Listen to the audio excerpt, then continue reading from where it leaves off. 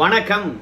என்ன செய்தியை பார்க்க போறோம்னு கேட்டீங்கன்னா, வார்த்தையை விட்ட முதல்வர் வச்சு செய்த பாஜக, திமுக தோல்வி கல்லில் பொறிக்கப்பட்டு விட்டது. உண்மைதானா அப்படின்னு கேட்பீங்க. பிரச்சனைக்கு தீர்வு கண்டிருக்கிறதா திமுக? எப்ப பார்த்தாலும் திசை திருப்புகின்ற அரசியல தானே செய்யறாங்க. பிரச்சனைக்கு தீர்வு கண்டிருந்தாங்கன்னு வச்சுங்களேன், மக்கள் மீண்டும் ஓட்டு போட போறாங்க, மீண்டும் வெற்றி பெற போகுது. ஆனா பிரச்சனைக்கு தீர்வு காணாம அந்த பழிய இன்னொருத்தர் மீது போடுறது, அப்படி இல்லையா ஏற்கனவே ஆண்ட ஆட்சி மீது அந்த பழியை தூக்கி போடுறது, அப்படி இல்லைன்னா அப்படியே திசை திருப்புவது. இந்த பிரச்சனையை பற்றி மக்கள் பேசக்கூடாது. உடனடியாக மத்திய அரசாங்கத்துடைய தவறுகள் ஏதாவது இருந்தா அதை பற்றி பேசணும். அப்படியே முதலமைச்சர் திசை திருப்புகின்ற அரசியல் தான் செஞ்சாரு. காரணம், ஒரு பிரச்சனையை தீர்ப்பதற்கு அடிப்படையான விஷயங்கள் என்ன தெரியுமா? மக்கள் பிரதிநிதிகள் மக்களை போய் சந்திக்கணும், மக்கள் பிரச்சனையை காது கொடுத்து கேட்கணும். அது திடீர்னு ஒரு நாளைக்கு போய் கேட்டோம்னா இருக்கின்ற எல்லா பிரச்சனையும் தீர்க்க முடியாது. ஏன்னா தேர்ந்தெடுக்கப்பட்ட முதல் நாள் இருந்து மக்கள் பிரச்சனையை கேட்டு இருந்து அந்த மக்கள் பிரச்சனையை ஒவ்வொன்றா சால்வ் பண்ணிட்டு வந்தோம்னா கடைசி நாள்ல போய் ஏமா உங்க பிரச்சனை என்னன்னு கேட்டோம்னா ஏதாவது ஒரு பிரச்சனை தான் இருக்கும். அதையும் செய்து கொடுத்துட்டோம்னா அந்த பிரச்சனை ஒட்டுமொத்தமாக தீர்ந்திருக்கும். ஆனா இவங்க 5 வருஷமாக ஓட்டு போட்ட மக்களை திரும்பி கூட பார்க்கல. அதெல்லாம் பிரச்சனையானது மூட்டை கட்டிக்கிச்சு. எந்த பிரச்சனையை தீர்ப்பது, எந்த பிரச்சனையை பாத்தீங்கன்னா சால்வ் பண்றது எதுவுமே தெரியாம தவிக்கிறது திமுக அரசாங்கம். அதனால நிர்வாக சீர்கேடு மலிந்திருக்கக்கூடிய இந்த அரசாங்கமானது திசை திருப்புகின்ற வேலை தான் எப்போதும் ஈடுபடும். அப்படி திசை திருப்புகின்ற பொழுது மக்கள் இவங்களுக்கு ஓட்டு போடுவாங்களா? மத்திய அரசாங்கத்தின் மீது கடைசி வரைக்கும் பழிய தூக்கி போட்டு இவங்க தப்பிச்சுக்கலான்னு பாத்துக்கிறாங்க. ஏதாவது திட்டத்தை நடைமுறைப்படுத்தணுமா, நிதி கொடுக்கல. ஏப்பா நிதி இருக்குதுன்னு சொல்ற, ஆனா ஏன் செயல்படுத்தல? அனுமதி கொடுக்கல. கல்விக்கான நிதி கொடுக்கவே இல்லை, பள்ளிக்கூடம் கட்டல, நிதி கொடுக்கல. இப்படி எல்லாவற்றிலையும் பாத்தீங்கன்னா மத்திய அரசாங்கத்தையே காரணம் காட்டுறது. இப்படி மத்திய அரசாங்கத்தை காரணம் காட்டுறதுனால திமுக தோல்வி கல்லில் பொறிக்கப்பட்டு விட்டது. ஏன்னா வாக்குறுதி கொடுக்கின்ற பொழுதெல்லாம் மத்திய அரசாங்கத்தை பத்தி பேசவே இல்லை. ஆனா செஞ்சு குடியான்னு கேட்கும் போது மட்டும் மத்திய அரசாங்கத்தை கை காட்டுறாங்க. சரி, ஏன் இவ்வளவு பெரிய நீண்ட விளக்கம் அப்படின்னு கேக்குறீங்களா? உங்க எல்லாருக்குமே தெரியுமே, மத்திய ஆசியா பகுதியில சண்டை நடக்குது. ஏதோ நல்லெண்ண அடிப்படையில நம்ம ட்ரம்ப் அவர்களை பொறுத்த வரைக்கும் 5 நாளைக்கு போர் நிறுத்தத்தை அறிவித்திருக்கிறார். இந்த போர் நிறுத்தமானது அப்படியே தொடர்ந்தாலும் போரால் பாதிப்படைந்த மத்திய ஆசிய பகுதி நாடுகளை பொறுத்த வரைக்கும் மீண்டும் பழைய நிலையை திரும்புவதற்கு பல ஆண்டுகள் ஆகுமா? இப்படி பல ஆண்டுகள் போரினால் பாதிப்படைந்த நாடுகள் மீண்டு வருவதற்கு ஆகின்ற பொழுது அதனை நம்பி இருக்கக்கூடிய மற்ற நாடுகளும் எப்படி நல்லா இருக்கும்? அதுலயும் பாதிப்பு இருக்குமா இல்லையா? அதனால நம்ம நாட்டை பொறுத்த வரைக்கும் மத்திய ஆசியாவை எதனால நம்பி இருக்கிறோம், எதற்காக நம்பி இருக்கிறோம்? ஒண்ணு, வேற இடத்துல நம்ம குறைவான விலையில எண்ணெய் வாங்க முடியல, அதனால நம்பி இருக்கிறோம். 2வது, கேஸுக்கும் எண்ணெய்க்கும் மட்டுமே நம்பி இருக்கிறோம்.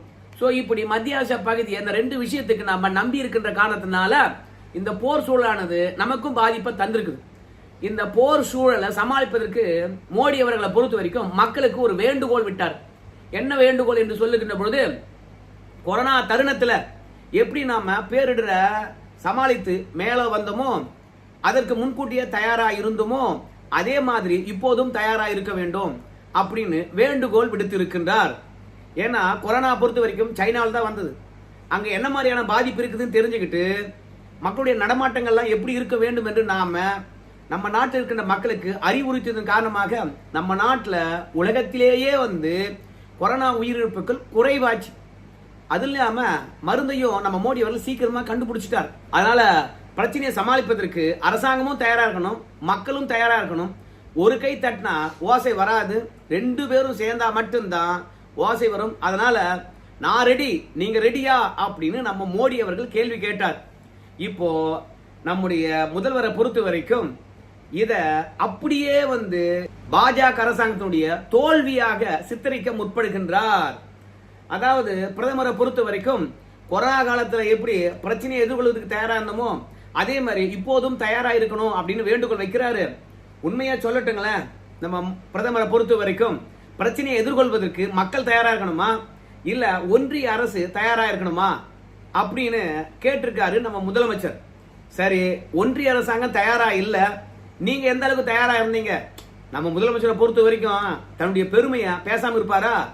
அதனால அவர் என்ன சொல்றாருன்னா, போர் சூழல் தீவிரமடைந்த உடனே நான் என்ன பண்ணேன்னு கேட்டீங்கன்னா உங்களுக்கு கடிதம் எழுதினேன். எதுக்காக கடிதம் எழுதினேன்னு கேட்டீங்கன்னா, எல்லா பயன்பாட்டுக்கும் சிலிண்டர் தேவைப்படுதுன்னு வச்சுங்களேன். அத்தனை பயன்பாட்டுக்கும் சிலிண்டர் தட்டுப்பாடு இல்லாம கிடைக்கணுங்க. தமிழர்களை வந்து பாத்தீங்கன்னா அந்த நாட்டிலிருந்து மீட்கணுங்க. அதோட மின் திட்டங்களுக்கு எரிவாயுவையோ அல்லது எண்ணெயோ பயன்படுத்துறான்னு வச்சுங்களேன், அதனுடைய அளவை வந்து பாத்தீங்கன்னா மறுபரிசீலனை செய்து அதிகமா பயன்படுத்துறதுக்கோ இல்ல எந்தெந்த ஸ்டேட் எவ்வளவு எண்ணெயை பயன்படுத்தும் என்பதற்காகவோ ஒரு புதிய நடைமுறைய செயல்பாட்டுக்கு கொண்டு வரணும் அப்படின்னு சொல்லிட்டு நான் கடிதம் எழுதினேன். நீங்க தீவிரத்தை உணரலைங்க. ஆனா நாங்க என்ன பண்ண தெரியுமா, பாராளுமன்றத்தினுடைய நுழைவாயில்ல ஒட்டுமொத்தமாக எதிர்கட்சிகள் களத்துல இறங்கி போராடணும். யோ, நம்ம நாட்டுல எரிவாயு தட்டுப்பாடு அதிகம்யா, பெட்ரோல் டீசல் தட்டுப்பாடு அதிகமையா, அதனால உரிய நேரத்துல நடவடிக்கை எடுக்கணும் ஐயா, ஆனால் களத்துல இறங்குங்க அப்படின்னு எதிர்கட்சிகள்லாம் வந்து பாராளுமன்றத்தின் நுழைவாயிலுக்கு முன்பாக போராட்டம் நடத்தணும். அதெல்லாம் உங்களுக்கு தெரியாதா அப்படின்னு வந்து சுட்டி காட்டி இருக்கின்றார். முதல்வரை பொறுத்த வரைக்கும் ஆக்கப்பூர்வமா செயல்பட்டு இருக்காராம். ஆனா பிரதமரை பொறுத்த வரைக்கும் எதற்கும் தயாரா இல்லாம கோட்டை விட்டுட்டாராம். எந்த அளவுக்கு முதல்வர் ஆக்கப்பூர்வமா இருந்திருக்காரு அப்படின்னு பார்க்கும்போது, கேஸ் கிடையாது, மின்னடுப்பு பயன்படுத்துவீங்க, இல்ல வேற ஏதாவது ஒரு எரிசக்தியை தான் பயன்படுத்துவீங்க. அப்படி பயன்படுத்துகின்ற பொழுது ஒருவேளை கரண்ட் பில்லு அதிகமா வந்துடும் சொல்லிட்டு பயப்படுவீங்க. அதனால பயப்படாதீங்க. வழக்கத்துக்கு அதிகமாக நீங்க மின் நுகர்வு செஞ்சீங்கன்னு வச்சுங்களேன், யூனிட்டுக்கு 2 ரூபாய் நான் குறைக்கிறேன் அப்படின்னு சொல்லியிருக்காங்களாம். அதே மாதிரிதான் உணவகங்கள் மற்றும் தொழிற்சாலைக்கு வந்து அதிகமா மின் நுகர்வு இருந்துச்சுன்னு வச்சுங்களேன், அங்கேயும் 2 ரூபாய் நான் குறைக்கிறேன். இந்த பெட்ரோல் டீசல் எரிவாயு தட்டுப்பாடு நீங்குகின்ற வரைக்கும் இந்த சலுகை அப்படின்னு சொன்னாராம். அது மட்டும் இல்ல, நீங்க அடுப்பு வாங்குறதா இருந்தாவோ இல்ல வேற ஏதாவது ஒரு எரிசக்தி சாதனம் வாங்குறதா இருந்தாலோ நாங்க 25% மானியம் வழங்குறோம் அப்படின்னு சொல்லி இருந்தாங்களாம். அது வீடுகளுக்கும் பொருந்துமா, தொழிற்சாலைகளுக்கும் பொருந்துமா? ஏன்னா எரிவாயுனால யாரும் பாதிப்படைந்து விடக் கூடாது என்பதனால தமிழக அரசாங்கமானது முன்கூட்டியே இந்த நடவடிக்கை எல்லாம் எடுத்துதான். அது மட்டும் இல்ல, மாற்று எரிபொருளை பயன்படுத்துவதனால தமிழ்நாடு மாசு கட்டுப்பாட்டு வாரியமானது நோ அப்ஜெக்ஷன் சர்டிபிகேட் கேட்டாங்கன்னா என்ன பண்றது? அதனால நோ அப்ஜெக்ஷன் சர்டிபிகேட் தேவையில்லை. நீங்க சிலிண்டர் கிடைக்கிற வரைக்கும் எந்த எரிபொருள் வேணாலும் வாங்கிங்க, எந்த எரிபொருள் வேண்டுமானாலும் பயன்படுத்தி கொள்ளுங்கள். ஆனா தமிழ்நாடு அரசாங்கத்தினுடைய பொல்யூஷன் கண்ட்ரோல் கிட்ட இருந்து எந்த சர்டிபிகேட்டும் வாங்க வேணாம் அப்படின்னு சொல்லிட்டு நான் உத்தரவிட்டேன். அது மட்டும் இல்ல, எப்படி பாராளுமன்றத்தில் எதிர்கட்சிகள் போராட்டம் நடத்தினாங்களோ அதே மாதிரி மக்கள் விரோத இந்த பாஜக அரசாங்கத்தை கண்டித்து நாங்க தமிழ்நாடு முழுவதும் இந்தியா கூட்டணி கட்சிக்காரங்க போராட்டம் நடத்தணும். உங்களெல்லாம் விழிப்படை செய்வதற்கு நீங்க தூக்கத்துல இருந்தீங்க. அதனால நாங்க எப்போதும் சரி பிரச்சனையை எதிர்கொள்வதற்கு நாங்க தயாரா இருந்தோம். இப்ப என்னன்னு கேட்டீங்கன்னா, பிரச்சனை வந்து பார்த்தா முத்தி போச்சு. மக்கள் பிரச்சனை எதிர்கொள்வதற்கு தயாரா இருக்கணும், கொரோனா காலத்துல இருந்த மாதிரி அப்படின்னு சொல்லிவிட்டு நான் பிரதமர்கிட்ட கேட்கறது என்னன்னு கேட்டீங்கன்னா, கடைசியா ஒரே ஒரு கேள்விதான். எங்களை காப்பாத்துறதுக்கு பிரதமர் மோடி அவர்கள் என்ன செஞ்சு வச்சிருக்கிறாரு அப்படின்ற கேள்விய நம்ம முதலமைச்சர் அவர்கள் கேட்டிருக்கிறார். இதெல்லாம் பார்க்கும்போது நியாயமான கேள்வியா தான் தெரியும். ஆனா பாஜக எடுத்திருக்கின்ற முன்னெச்சரிக்கை நடவடிக்கையை நீங்க பாத்தீங்கன்னு வச்சுங்களேன், இந்த மனுஷனுக்கு எந்த பொறுப்பும் கிடையாதா அப்படின்ற கேள்விதான் நமக்குள்ள எழும். அதனால பாஜக இதுக்கு என்ன முன்னெச்சரிக்கை நடவடிக்கை எடுத்திருக்காங்க அப்படின்ற விஷயத்தையும், ஏன் திடீர்னு இந்த மாதிரி விஷயம்லாம் பேசுறாரு, எதை திசை திருப்பத்துக்கு அப்படின்ற விஷயத்தையும் நம்ம சேர்த்து பார்க்க வேண்டியதா இருக்குது. ஏன்னா இன்னைக்கு ஒரு மீடியாவில் நெறியாளராக இருந்த ராஜேஷ் என்கின்றவரை திமுகவினுடைய துணை பொதுச்செயலாளர் மண்டையை உடைச்சிருக்காங்க. அவங்க கோச்சுடன் சேர்ந்துக்கிட்டு இணையத்துல செம வைரல் ஆகுது.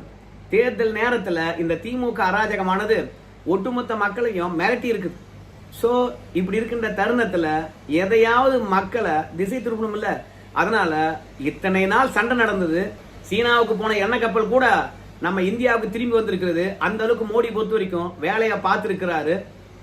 இப்படி எல்லா வேலையும் பார்த்துட்டு தான் நம்ம பிரச்சனை வந்து பாத்தீங்கன்னா கொஞ்சம் கொஞ்சம் அதிகரிக்கிறது. இப்படி அதிகரிக்கின்ற தருணத்துல எல்லாரும் ஒற்றுமையா சேர்ந்து இந்த பிரச்சனையை முறியடிப்போம் அப்படின்னு வேண்டுகோள் வைக்கின்ற பொழுது நம்ம முதல்வர் வந்து பாத்தீங்கன்னா மோடி மீது பழி போட்டிருக்கிறாரு. சோ இப்போ பிஜேபி அரசாங்கம் என்ன நடவடிக்கை எடுத்திருக்குது? 58 லட்சம் மெட்ரிக் டன் எரிபொருள் சேமிப்பு கிடங்கில் கையிருப்பு உள்ளது. எரிபொருள் தேவையை சமாளிக்க எத்தனால், மின்சாரம், சோலார் சக்தி பெரும் உதவியாக நம்ம நாட்டில் இன்னைக்கு இருக்குது. பயப்படாதீங்க. பெட்ரோலுடன் 20% எத்தனால் கலக்கப்படுகிறது. அதனால் நமக்கு எரிபொருள் தட்டுப்பாடு வராது. வீட்டு உபயோக கேஸ் வழங்குவதில் முன்னுரிமை அளித்திருக்கின்றோம். யாருக்கு சிலிண்டர் இல்லையோ ஆனா வீட்டுக்கு சிலிண்டர் சேர்ந்துரும். கவலைப்படாதீங்க. எரிபொருள் இறக்குமதி செய்யும் நாடுகளை 41 உயர்த்தி இருக்கின்றோம். ஒரு இடத்துல மட்டும் எரிபொருள் வாங்காம எங்கெல்லாம் எரிபொருள் கிடைக்குமோ அங்கெல்லாம் எரிபொருள் வாங்கிக்கலாம். அதனால எல்லா நாடுகளிலும் பேசியிருக்கிறோம். அதே குறைந்த விலையிலும் கொள்முதல் பண்ணிக்கலாம். நம்ம நாட்டில் எந்த பிரச்சனையும் வராது அப்படின்னு நம்ம மோடி அவர்கள் ஏற்கனவே லோக்சபாவில் அறிவித்திருக்கிறாரு. ஆனா சிலிண்டருடைய விலையை குறைக்கணும்னா குறைக்கலாம். 100 ரூபாய் மானியம் தரேன் அப்படின்னு முதலமைச்சர் சொன்னார். ஆனா அது தரல. ரெண்டாவது, சிலிண்டர் மீது இருக்கக்கூடிய வரியை இந்த தருணத்துல குறைக்கலாம். ஆனா குறைச்சாங்களா? குறைக்கவே இல்லை. அது மட்டும் கிடையாது, சீராக சிலிண்டர் விநியோகத்தை முறைப்படுத்த வேண்டியது மாநில அரசாங்கத்தினுடைய கடமை. இப்போ முதலமைச்சரை பொறுத்த வரைக்கும் தமிழ்நாட்டுக்கு இவ்வளவு சிலிண்டர் தேவைப்படுகிறது. ஆனா வந்திருக்கின்ற சிலிண்டரை பொறுத்த வரைக்கும் இவ்வளவுதான். அதனால இவ்வளவு சிலிண்டர் பற்றாக்குறையா இருக்கிறது, எனக்கு கூடுதலாக இவ்வளவு சிலிண்டர் வேணும் அப்படின்னு முதல்வர் எங்கேயாவது ஒரே ஒரு தருணத்துல கேட்டிருக்காரா? அப்போ சிலிண்டருடைய தேவையானது அதிகரிக்கவும் இல்ல, தேவைக்கு அளவுக்கு குறைச்சும் கொடுக்கல. அப்போ சிலிண்டரை பொறுத்த வரைக்கும் சரியாதான் வந்துட்டு இருக்குது. ஆனா இங்க ஊடகம் தான் பீதியை கலப்புது. இல்லனா இவ்வளோ பெரிய கடிதம் எழுதின நம்ம முதல்வர் நம்ம பிரதமருக்கு இத்தனை லட்சம் சிலிண்டர் வேணும், ஆனா நீங்க எத்தனை லட்சம் சிலிண்டர் உற்பத்தி பண்ணி தரீங்க, அதனால சிலிண்டருடைய எண்ணிக்கையை அதிகரிக்கணும், உற்பத்தியை பெருக்கணும் அப்படின்னு சொல்லிட்டு முதல்வரே பாத்தீங்கன்னா குறிப்பிட்டிருப்பார். ஆனா இவங்களை பொறுத்த வரைக்கும் சிலிண்டர் தட்டுப்பாடு அரசியலாக்க முற்படுகின்றார்கள். நம்ம பிரதமரை பொறுத்த வரைக்கும் சீனாவுக்கு போக வேண்டிய எரிபொருள் கப்பலை கூட நம்ம நாட்டுக்காக ரஷ்யா திருப்பி அனுப்பி வைக்கிற அளவுக்கு எங்க பேச முடியுமோ அங்க பேசி சீனாவுக்கு போன 2 கப்பல் நம்ம நாட்டுக்கு திரும்பி வந்திருக்கு. இன்னும் கூட மும்பை துறைமுகத்துல சீனாவுக்கு போன அந்த எரிபொருள் கப்பலானது எண்ணெயை இறக்காம வெயிட் பண்ணிட்டு இருக்கு. அந்த அளவுக்கு நாம எண்ணெயை பாத்தீங்கன்னா எங்க சேமிக்கணுமோ அங்க சேமிச்சு தான் வச்சிருக்கோம். அது மட்டும் இல்ல, நம்ம நாட்டு மக்களை பொறுத்த வரைக்கும் மாற்று எரிபொருளுக்கு கொஞ்சம் கொஞ்சமாக திரும்பி கொண்டு இருக்கின்றார்கள். அதற்கான உதவிகளை நம்ம மோடி அவர்கள் செஞ்சுக்கிட்டு தான் இருக்கிறார். அதனால எரிபொருள் கஷ்டத்தை விட மக்களை பொறுத்த வரைக்கும் இந்த கொள்ளையில் இருந்தும் இந்த கொலையில் இருந்தும் திமுகவுடைய அராஜகத்தில் இருந்தும் காப்பாற்ற வேண்டியதுதான் ஒவ்வொருத்தருடைய கடமையா இருக்குது. இங்க சிலிண்டர் தட்டுப்பாடு இல்ல அப்படின்னு சொல்லுகிற இந்த தருணத்துல ஒரு விஷயத்தை நம்ம முதலமைச்சர் ஐயா அவர்கள் வலுவா மூடி மறைச்சிட்டார். இமாச்சல பிரதேசம் தெரியுமா? அந்த இமாச்சல பிரதேசத்துல கிட்டத்தட்ட 170% நிதி பற்றாக்குறை ஏற்பட்டிருக்கு. அதாவது இமாச்சல பிரதேசனுடைய மொத்த மாநில கடன் 1 லட்சம் கோடி. அது உற்பத்தியை விட 170 மடங்கு அதிகமானது. அதனால என்ன அப்படின்னு கேட்கிறீங்களா? அந்த மாநிலத்துல அரசு ஊழியர்களுக்கு சம்பளம் போறதுக்கு காசே இல்லை.